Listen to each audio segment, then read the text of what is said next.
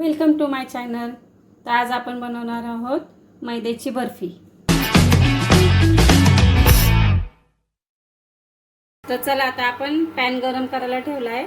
तर आपण याच्यामध्ये डालडा टाकूया। मी 150 ml डालडा घेतलेला आहे।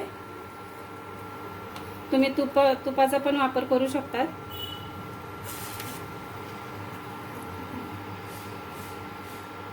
तूप आणि डालडा पण मिक्स करून तुम्ही बर्फी बनवू शकता। खूप साधी बर्फी आहे, पटकन होते।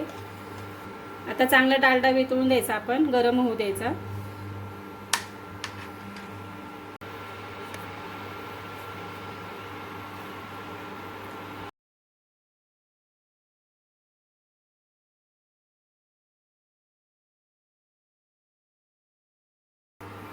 तर आपला डालडा चांगला तापलेला आहे। तर आपण मैदा मध्ये टाकूया। लक्षात ठेवायचं, आपल्याला ह्याला गाठ्या होऊ द्यायच्या नाही किंवा करपू द्यायचं नाही। तर तुम्ही बघू शकता आपला मैदा कसा झालाय।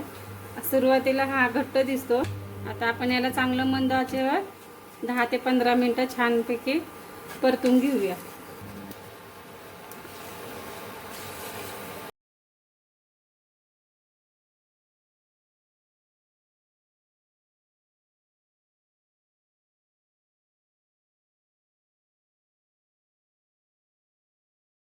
तुम्ही बघू शकता आपला मैदा चांगला परतून झालेला आहे। आता आपण याला फास्ट परतून घेऊया एकदा। मैदा परतायला मला 20 ते 25 मिनिटं लागलाय, कारण की आपण लवकर केलं तर मैदा भाजला जाणार नाही। वेळ घेतला तर मैदा चांगला भाजला जाणार। आपल्याला लाल मैदा करायचा नाहीये। आता हा मैदा चांगला भाजून झालेला आहे। आता आपण याला गॅस बंद करूया आणि पटकन बाउलमध्ये काढूया।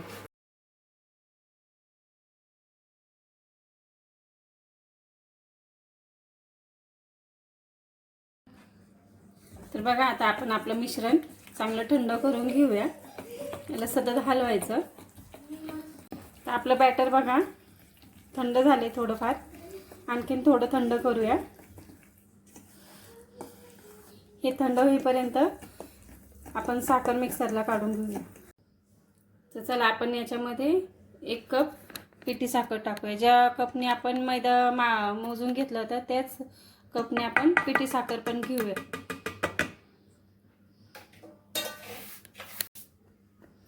आता आपण याला छानपैकी मिक्स करून घेऊया।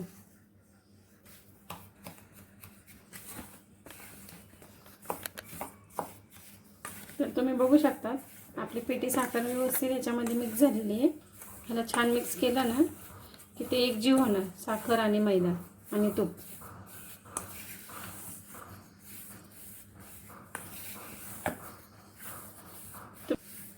तुम्हाला असं वाटत असेल की आपलं बॅटर घट्ट आहे, त्याच्यात तुम्ही थोडंसं तूप गरम करून टाकू शकता।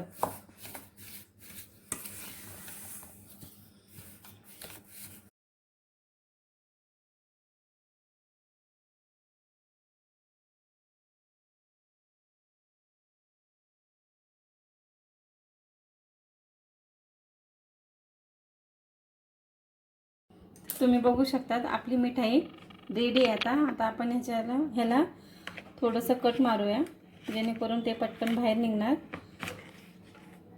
व्यवस्थित सेट झाल्याशिवाय त्याला काढायचं नाही बाहेर। तर आपण याला आता काढून घेऊ डिशमध्ये। बघा एकदम सहज निघते। तुम्ही बघू शकता बर्फी आपली कशी झाली आहे। बघा व्यवस्थित सेट झालेली आहे।